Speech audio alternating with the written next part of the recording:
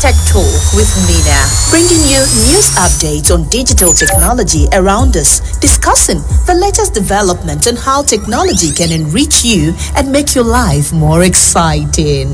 Citizens Tech Talk with Mina, welcome to our world of technology.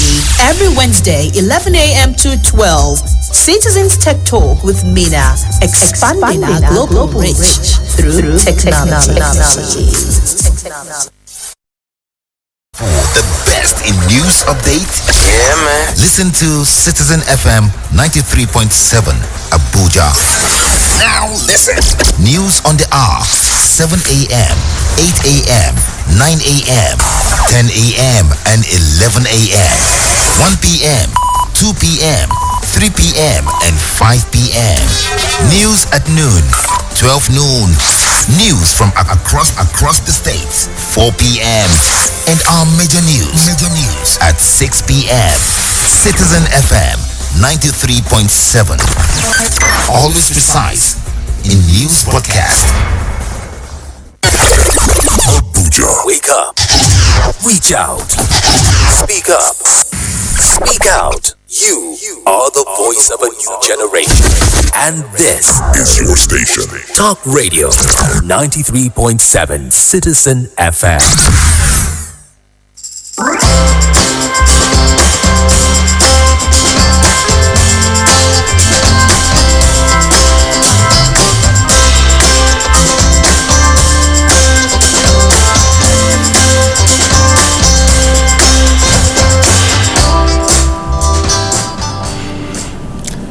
Thank you so much for joining us on Insights on Citizen FM 93.7. My name is Lawrence UMOETTE. It's a pleasure to have you back on the show. Well, a lot is happening in the political space. More is also happening even in the governance space. The current administration, especially at the federal level, it's about 10 days shy of 2 months in office. But the president and his team have their plates full, not only with expectations from the citizens, there are also a lot in terms of responsibilities. On Insight today, we will revisit that issue again, which is the challenges before the current administration. Huge challenge, if you ask me, and also it comes with it a huge responsibility. And my guest today is Dr. Kazim Akinreti, is a Deputy Director, Digital Media Voice of Nigeria. Doctor, thank you once again for coming on Insight. Thank you very much. It's been a while we had you on Insight, although you've been on our sister programs. Thank you so much.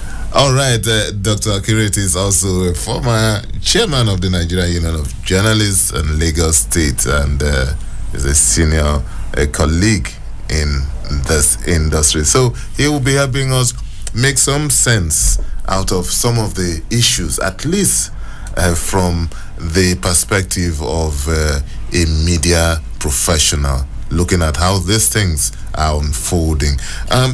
Dr. Akinreti, straight up, let's look at this issue. The president has been quoted on several occasions, even before he was formally sworn in. He said, oh, no, look, don't pity me.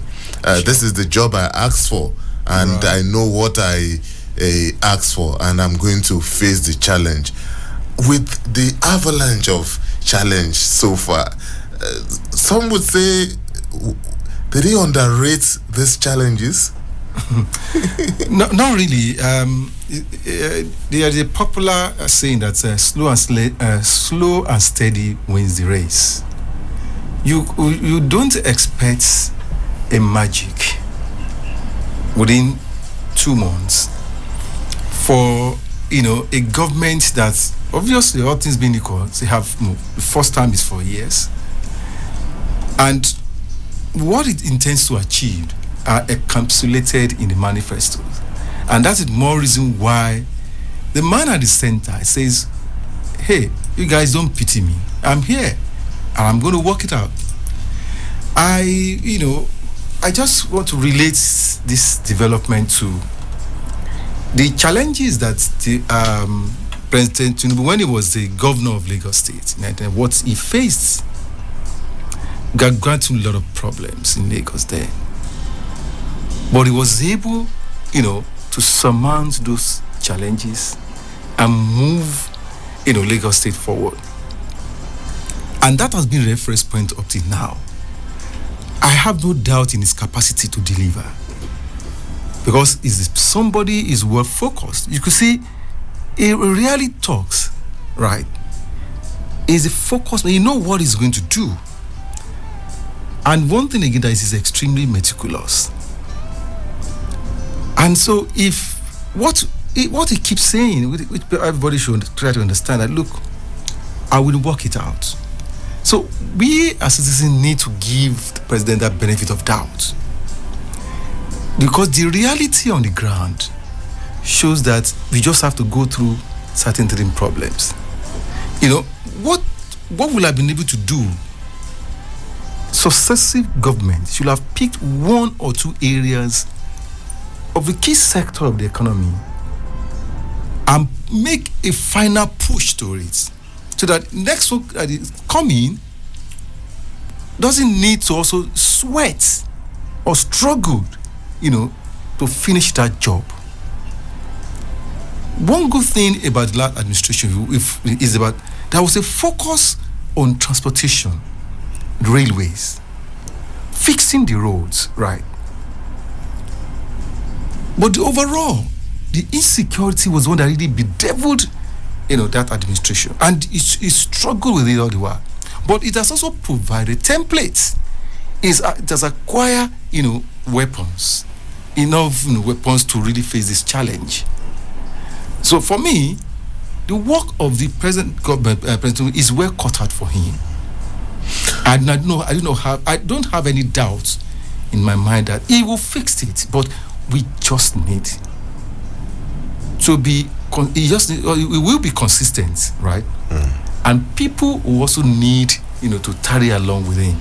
There is no magic wand anywhere.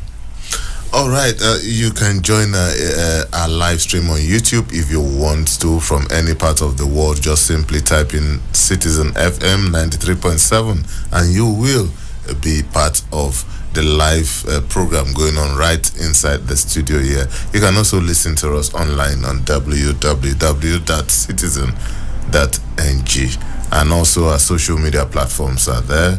On Facebook at Citizen FM Abuja, on Instagram at Citizen FM 937, and also on Twitter at Citizen FM 937. So you can join us on any of the platforms that you want. If you don't want to listen to us on radio, or you are not in Abuja but you can be part of the program. And my guest is Dr. Kazim Akinriti, a senior editor, a senior journalist, taking a look at some of the emerging challenges facing the new administration. Dr. Akinriti, in the last 6 weeks or thereabout, the president has been receiving high-profile visitors at the presidential villa, which cuts across party lines and others. And a lot of people interpret this to mean sort of a healing process, reaching out to a lot of people as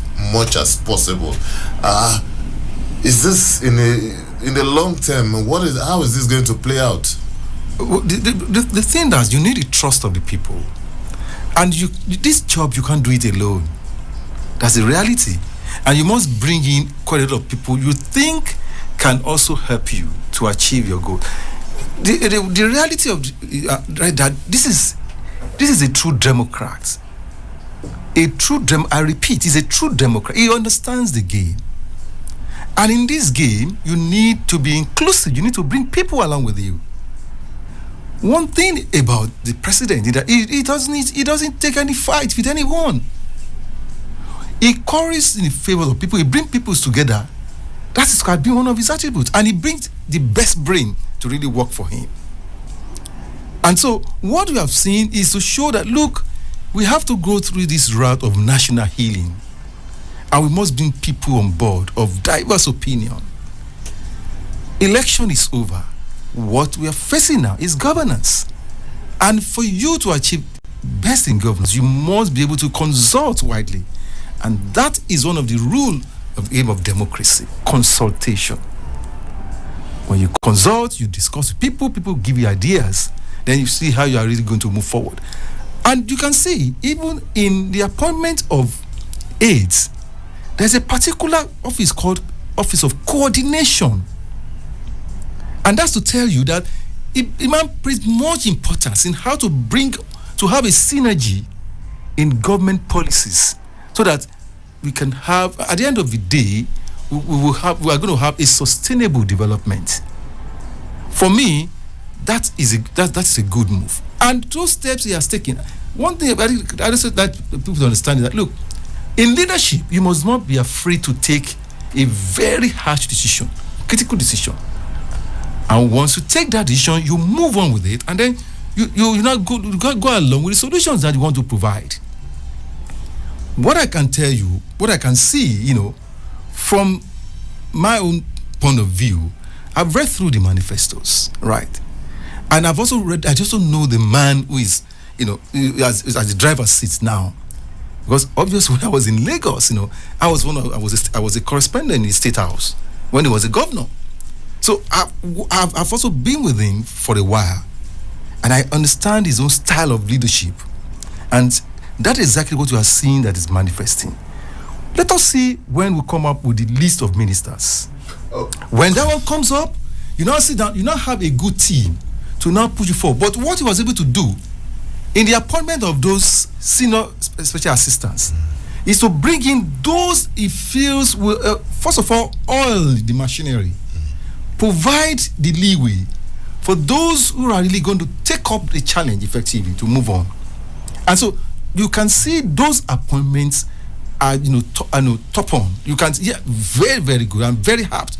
And those that are there knows that he has given the job to them and they must deliver. All right, Dr. Okere, talking about a president taking harsh or difficult decisions. Yes. One of those decisions is obviously the subsidy issue. Absolutely. And this is one issue that several governments have really contended with.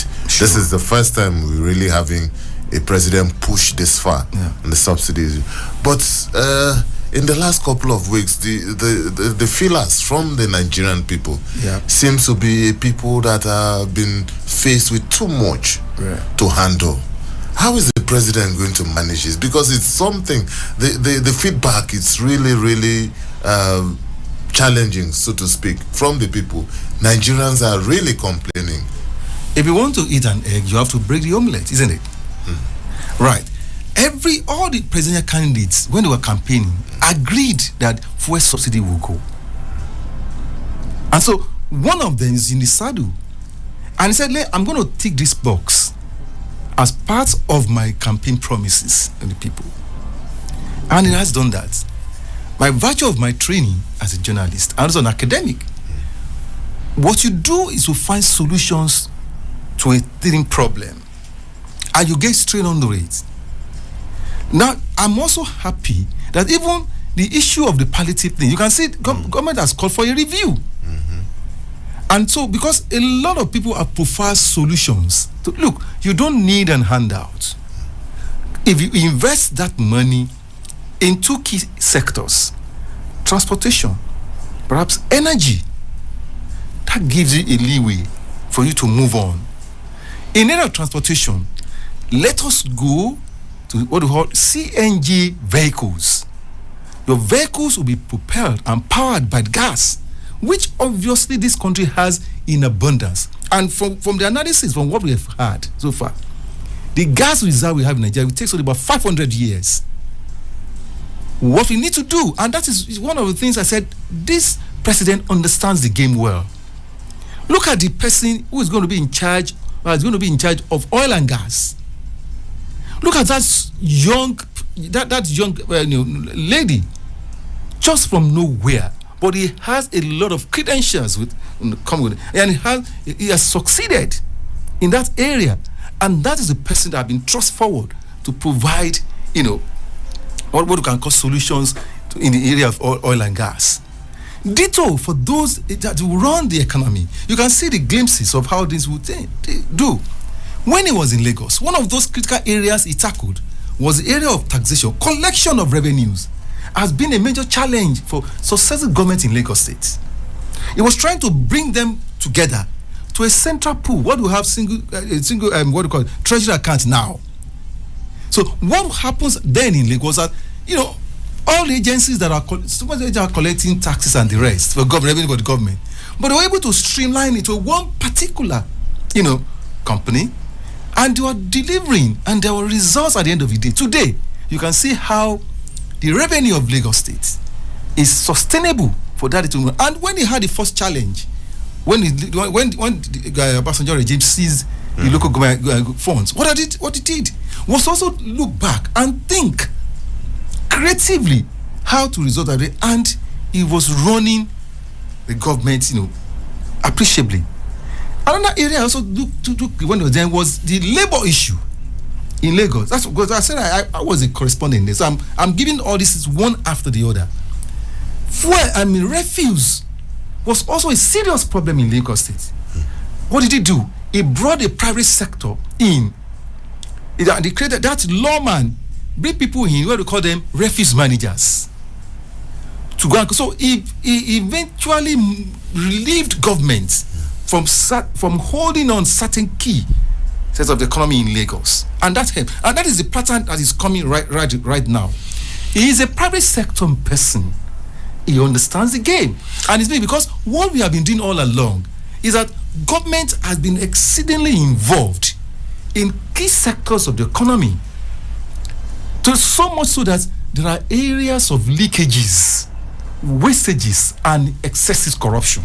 Okay, Dr. Kennedy, talking about government's involvement in several sectors, we seem to be talking too much about the federal government. What happens to the state? Absolutely. What happens to the local government? What are our expectations of this levels, these tiers of government? What we are going to see now, if true federalism really works, we will be better for it. And so emphasis more on the central government will be reduced. So the pressure will be reduced. We are going to shift the pressure back state and local government. Let local government and state, let them function effectively. And that is why when he had audience with them, said, we will work together. When he was meeting the governors, we will work to bring the ideas. And good enough. The contentious areas, for example, areas that was in exclusive lists, are now been relieved. For example, power generation. So, which means that's what I'm telling you. The areas where the man is really going with his manifestos, he knows where he's really going, but it's just too early in the day. And Nigerians, obviously, because of what we have been going through, we are expecting a magic. But no. There can't be any magic as it's now. Slow, I repeat, slow and steady wins the race. That is why even your opener, look at what Ebenezer, look at that lyrics from Ebenezer Obey. And that was a prayer. It was a prayer point. The Lord is my shepherd, isn't it? And you can see how that lyrics follows one after the other. Right. That is what I'm looking at. So the set of ministers or people that are going to take charge now is not going to be business as usual. But Dr. Kiriti, sometimes is it really fair to blame Nigerians who expect magic? Because during campaigns, the electorate were not told that there was going to be this period of hardship. Everybody was saying, "Oh, I'm going to do this. I'm going to do this. I'm going to do this. I'm going to do this. I'm going to turn everything overnight." So no. I know. We as journalists again. So that's why when we tell them, none of them. Let me say, none of them have promised a magic. I follow it through their campaigns. What they want to do is also see how they can re-engineer policies of government that make it more effective and result-oriented. So that is not, I keep it, there is no magic anywhere. No matter what you are going to say, in the 8 years of former President Buhari, you can see some areas of successes. So let us latch on those areas of successes beyond all these, fault lines of criticism that we always have every now and then. No. For me, take transport and take railway as an antidote for you to reach nooks and crannies of this country. What you do, follow it up with CNG vehicles, buses, mass transit buses. At the same time, individuals are also encouraged to not change their own, use gas to power their vehicle. We're going to have a relief. But all these things we are talking about is not going to come tomorrow. It's going to be gradual. Again, there must be reorientation of the people themselves. We must also believe that, look, we want to get it right, and we will get it right. So each and every one of us has a big role to play. Now, if for example, now, let us look at where we stopped in the areas of connecting every segment of this country by rail. Let's pick up from there. Now, let's pick up from the power sector. There is devolution of power in the power sector. So each state can provide. So the northern states, you look at solar. Right. Those states in the central region where we have a lot of rivers, and they also focus on, okay, can we continue with our own hydro? Right. Those that essentially have gas in good supply, the south can look at how we are going to prepare. We're going to have we're going to generate energy, electricity through gas. So break all this away. So each of the governors now must put their thinking cap on. It's not about the central government alone. It's about the state, and each local government that are there must now be responsible and be responsive. So we must, as a citizen, we also have a role to play to ensure that it's not going to be business as usual. Exactly where I was going, Dr. Akinrete. As citizens, how do we get citizens to not only be interested in issues of governance, but also hold our leaders to account? How do we get them involved, practically speaking now? Because sometimes there are allegations, politicians weaponize poverty. They use that to keep people at bay at points. But if I follow your trend of thought, how do we get the citizens involved now?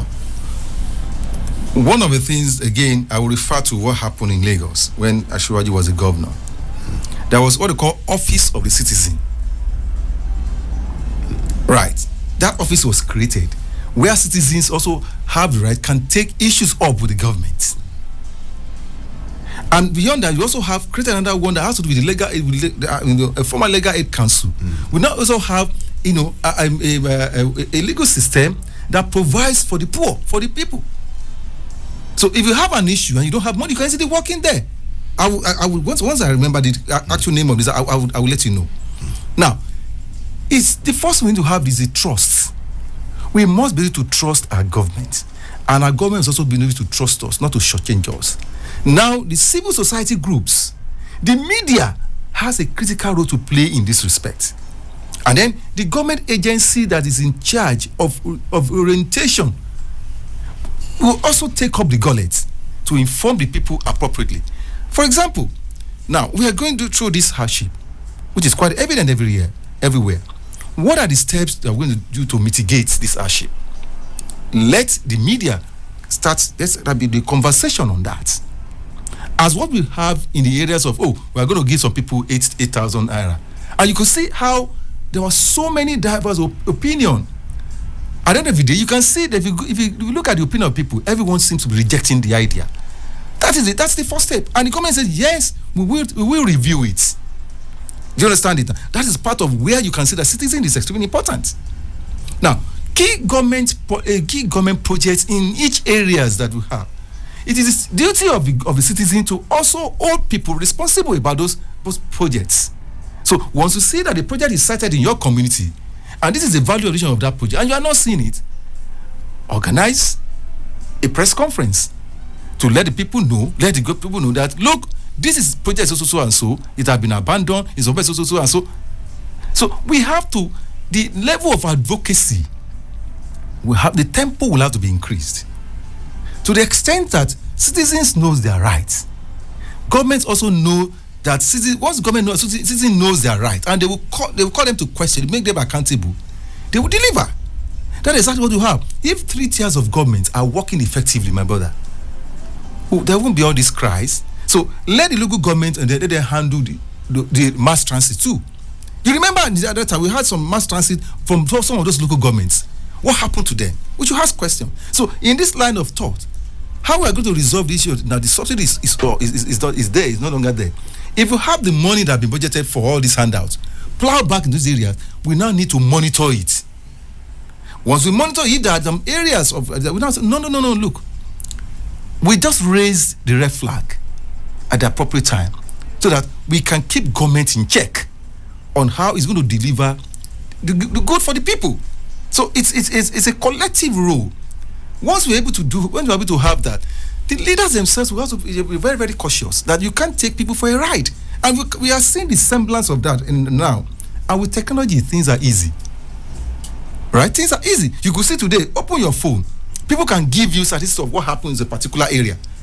Projects, how long have you been, what has people will give you, they will send, they will screenshot the project and send it to you. And conversation will start on some of those areas. That's exactly what we want. There shouldn't be, at this period, discordant tunes on fault lines again. Let us be focused, because you can see things are hard. It is general, isn't it? It's not about religion. It's not about tribe, isn't it? And it's not about political party. Everybody is within that space, and we are all feeling it. So if we are now also going to resolve it, we are going to find solution to it, that's the solution of the collective. And that is why government this time around must at every point in time have a stakeholders engagement. It's very, very critical. So when you have a policy, get people along, let them understand the nitty-gritty of those policies and how it will be beneficial to them, and areas of their own intervention when things are not really going right. All right, Dr. Akinreti, we need to take a short break, and when we return, we will look at some other issues. Insight will be back in a moment, so please don't go away.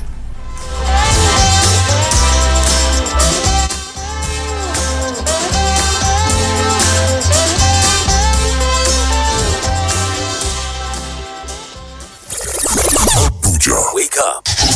Reach out. Speak up. Speak out. You are the voice of a new generation. And this is your station. Talk Radio 93.7 Citizen FM. Abuja, wake up. Reach out. Speak up. Speak out. You are the voice of a new generation. And this is your station. Talk Radio 93.7 Citizen FM.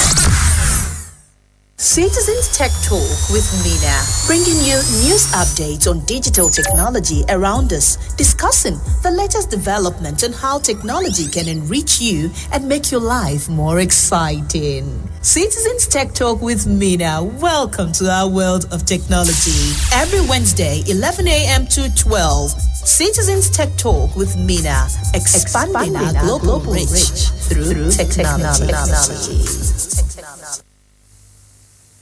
Ụmụnne m na ụmụnna m, oge ndị Igbo na-abịaziri unu ụbọchị Satọde na ụbọchị Sọnde na weta aka n'elekere nke 4.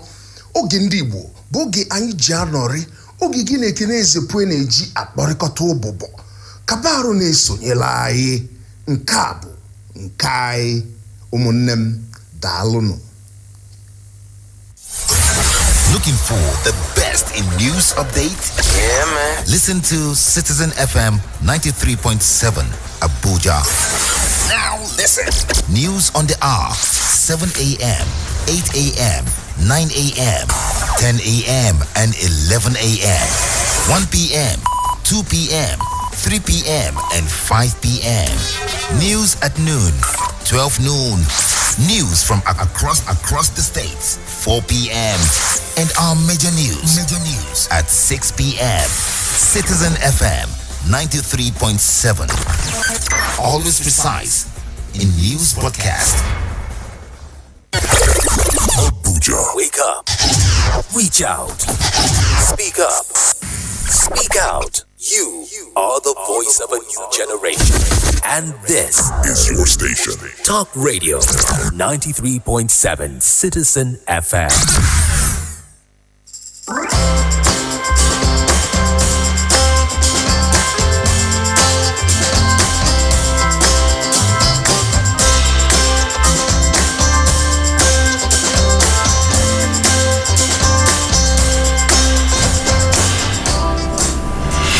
Thank you so much for staying tuned. It's still Insight on Citizen FM 93.7. I'm Lawrence UMOETTE. We are the second half of the show. You can join our live stream on YouTube by typing in Citizen FM 93.7. You can also listen to us online on www.citizenfm.ng. Our social media platforms are also there. On Facebook at Citizen FM Abuja. On Instagram at Citizen FM 937. And also on Twitter at Citizen FM 937. The phone lines are open now. You can call us on 0903 2229797.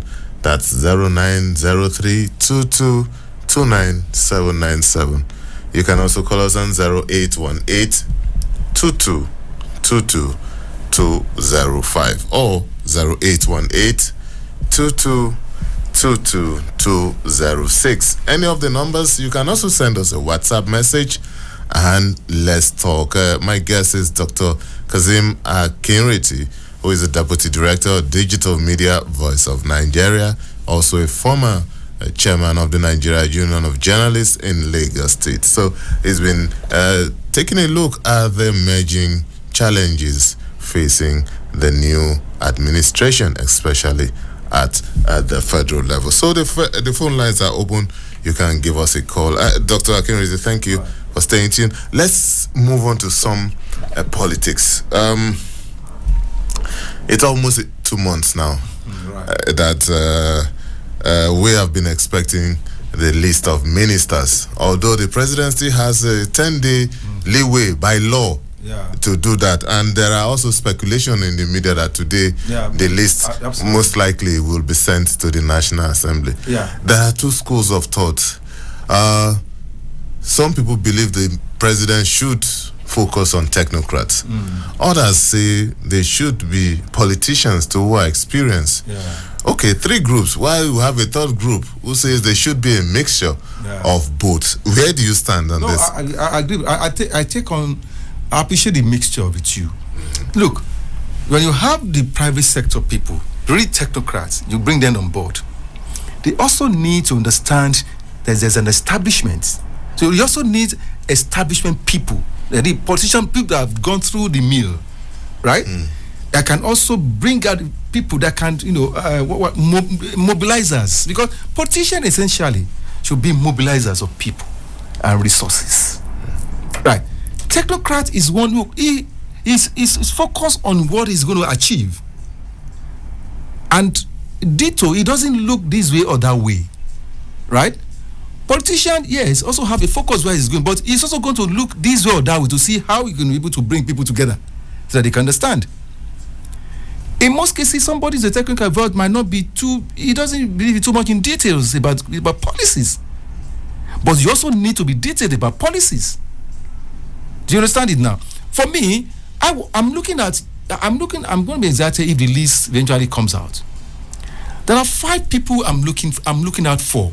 Obviously, if the thing comes up, it's the prerogative of the president, right? But I just believe these are people that have demonstrated capacity across party lines. Okay, doctor, just hold on. Let's take this call. Hello, good morning. Good morning, sir. Hello, good morning. Good morning, sir. Please, can you speak up? I'm speaking. Good morning.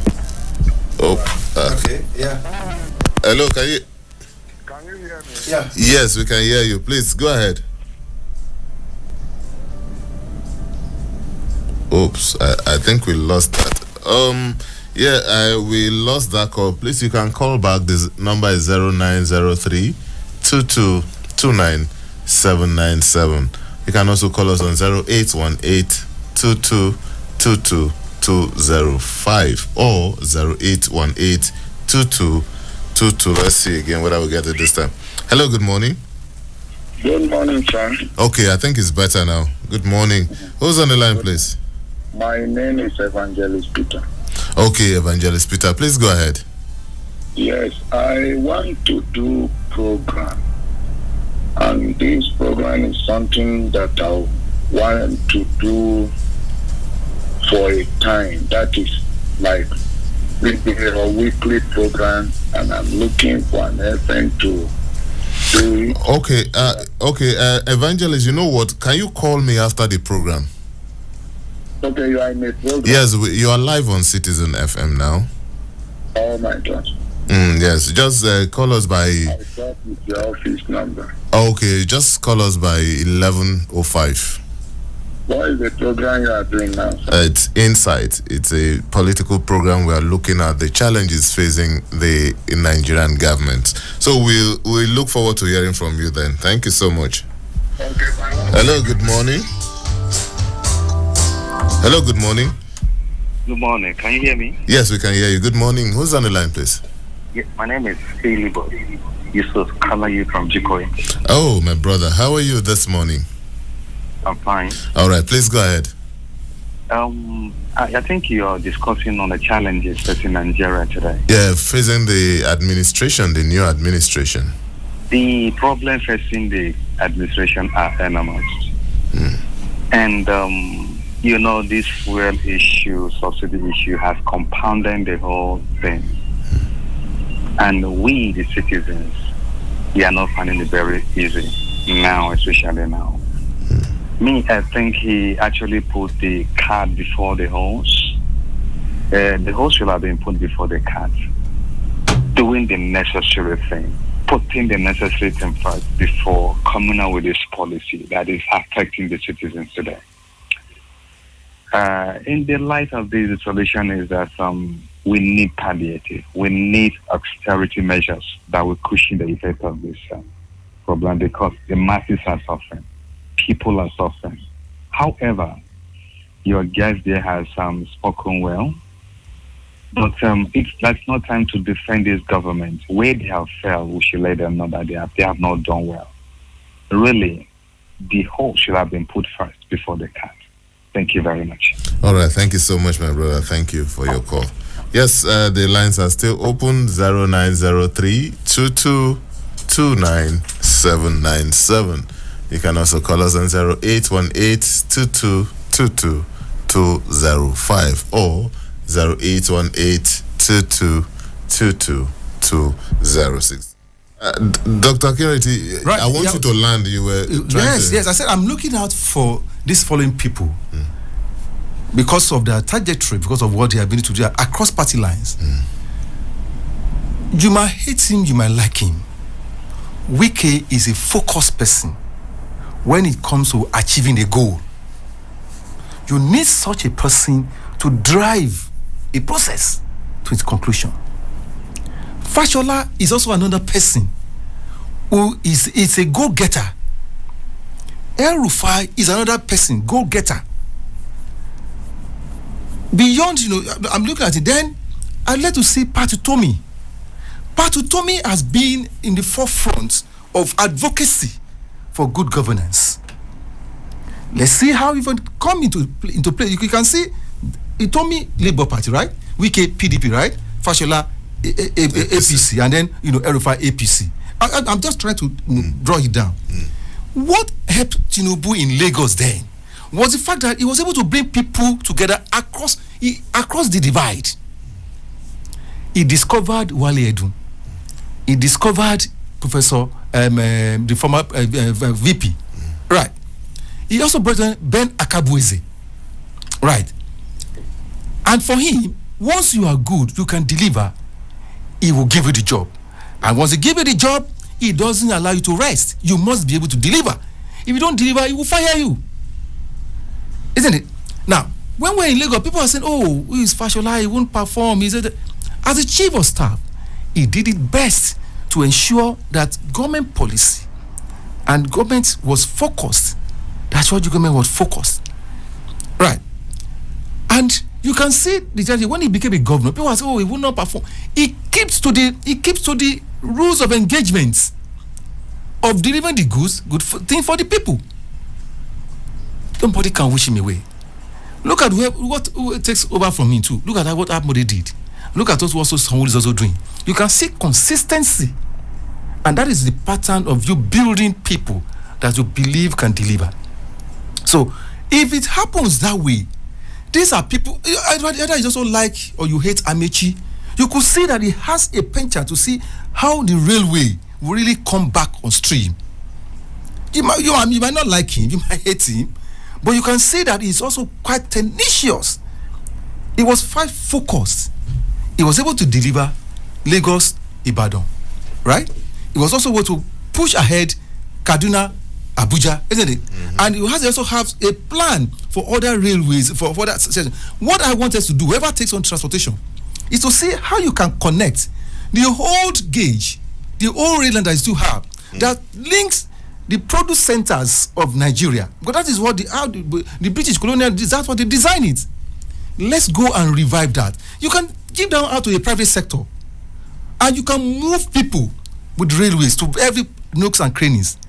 For example, in Oyo State, you can move people right away from Omiadio straight to Dugbe, straight to part of going to Oyo or Moniya. In the same thing, you are going to cut across Oshogbo, right?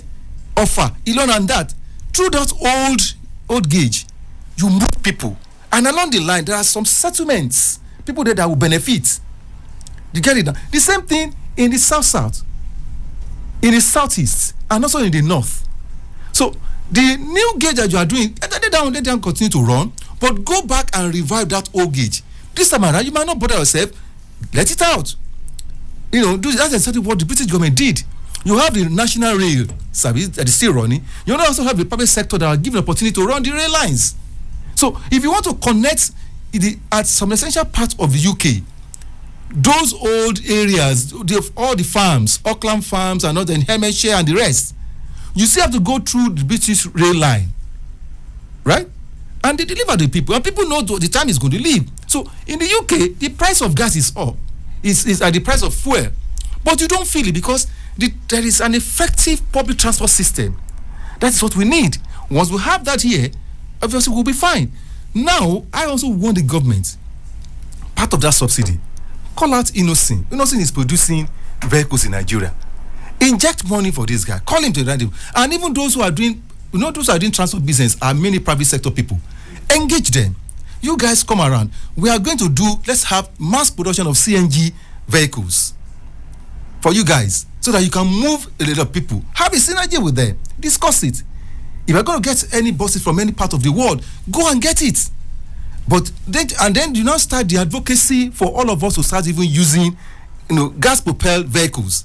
As far as I'm concerned now, because I've seen some ingenious mechanisms that have been talking about that. So I want to engage one of them. What do you need to change? They have been doing there's little advert about that. We must encourage ingenious technology on how we can convert gas to power our vehicles, because we have gas in abundance. And look at the price of gas now. You see, 12 kg is how much? 12 kg is how much now? Compare it to how much you're going to buy fuel now, presently. So we must be able to put our thinking cap on now. People say necessity is the mother of invention, isn't it? There is necessity for us now. What this situation will change for us, we are going to do what we call a rerouting of our lifestyles, right? Where do you don't need to go? You don't go there.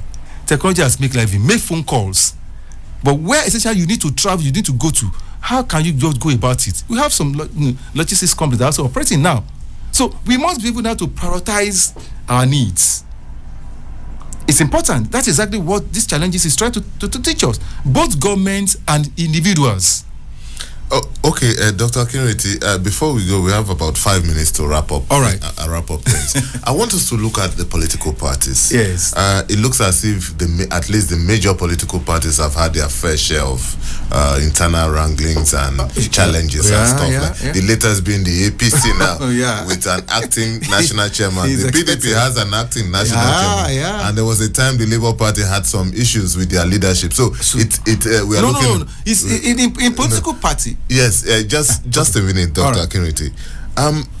Can we go back to that era when politicians, when elected office holders face governance and let's leave the issue of politicking for party officials? Because it looks as if, and it's across, it's not peculiar to any political party. It looks as if in the state, the governor is the head of the No, he's the leader of the party. the leader of the political Yes. party. But it wasn't always like this. Sure, the chairman. The chairman then was the leader of the party. Exactly. I agree with you. So because it looks as if the leaders, the governors, the president, they unwittingly put additional burden on them. No, see, the pattern started with the Obasanjo regime.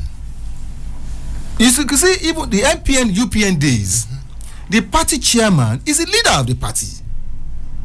And then he can rein in governors or any political office holders to toe the party line.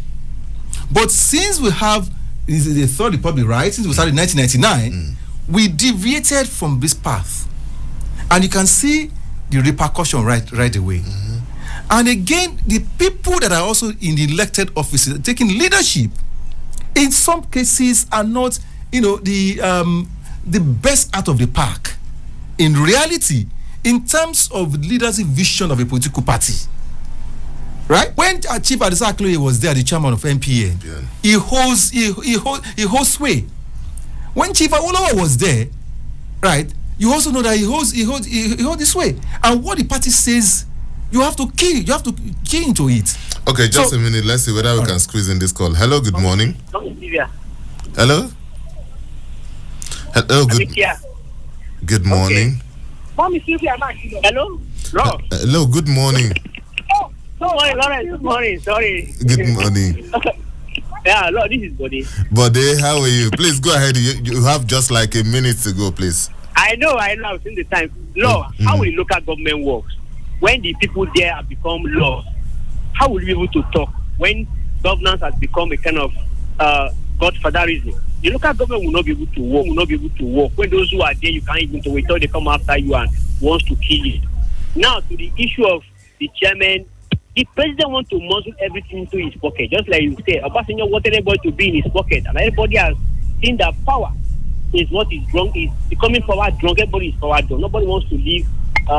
There is no separation of power. That is where the problem is. That's why we are having all this wrangling around. But if there are separations of power where the chairman has a say, there won't be all these problems. So I don't know how we'll be able to do it. If Ashwaji himself now will see that way and make the chairman do their business while he's governor, purely governance for him to handle the issue of the country, I pray it works that way. That is just my view this morning, Lawrence. Thank you so much, brother. Thank you for keeping it short. Okay, yeah, Dr. Akinreti. When Adams Oshiomhole was the chairman of APC, you can see that tendency of the party chairman trying to take charge of the party, while the leader, the president, takes care of governance.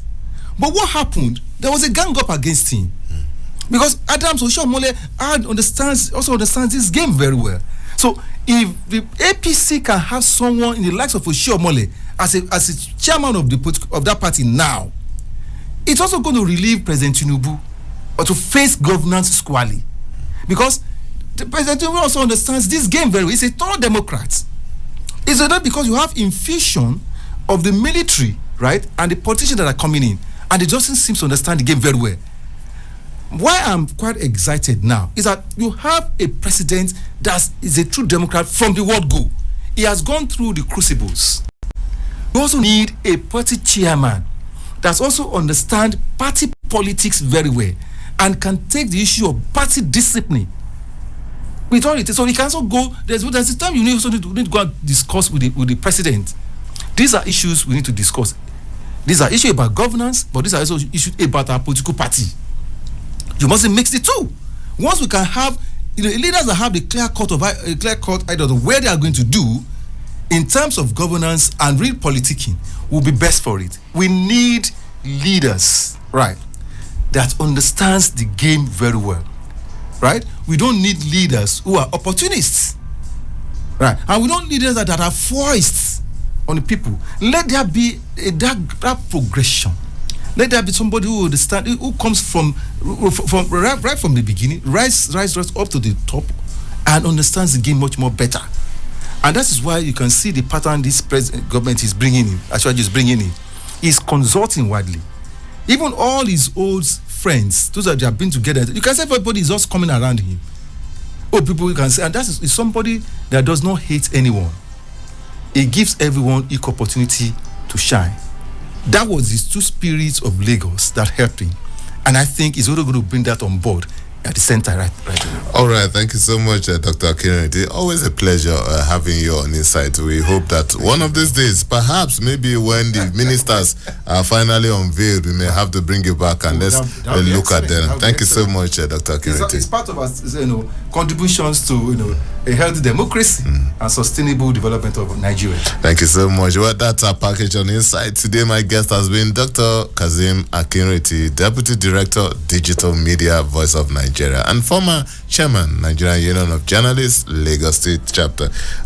Insight will return tomorrow with another edition. My name is Lawrence UMOETTE. Up next is News on the Hour. Please don't go away.